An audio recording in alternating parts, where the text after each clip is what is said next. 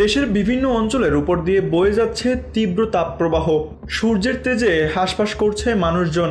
রাস্তায় বের হওয়া যেন এক একটি চ্যালেঞ্জে পরিণত হয়েছে। শহর থেকে গ্রাম প্রতিটি এলাকায় চলছে গরমের দাপট। কষ্ট পাচ্ছে শিশু ও বৃদ্ধ সহ সকল বয়সী মানুষ।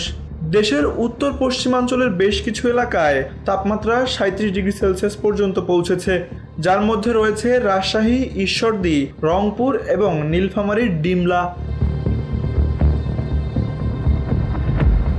রাজধানী ঢাকাতেও তাপমাত্রা 35 ডিগ্রি ছুঁয়েছে, ফলে নগরবাসীর দুর্ভোগ বেড়েছে কয়েক গুণ। এই গরমের মধ্যে স্বস্তির বার্তা নিয়ে এসেছে আবহাওয়া অধিদপ্তর।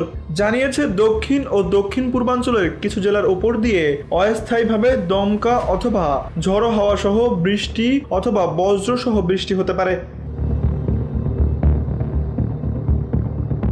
এসব এলাকায় ঘন্টায় 45 থেকে 60 কিলোমিটার বেগে বয়ে যেতে পারে ঝড়ো হাওয়া, যার ফলে কিছুটা হলেও প্রশান্তি মিলতে পারে ভ্যাপসা গরমে হাঁসফাঁস করা জনজীবনে।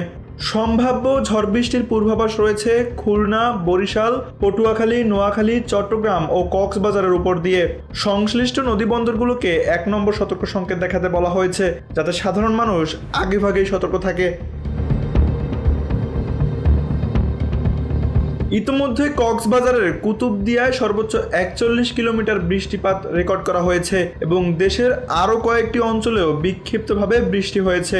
আবহাওয়া অধিদপ্তরের মতে এই সম্ভাব্য বৃষ্টি হয়তো দুর্দহনীয় গরমের মাঝে কিছুটা হলেও স্বস্তির নিঃশ্বাস এনে দেবে, তবে ঝড়ের সময় সাবধানে থাকতে এবং প্রয়োজনীয় সতর্কতা মেনে চলারও পরামর্শ দেওয়া হয়েছে।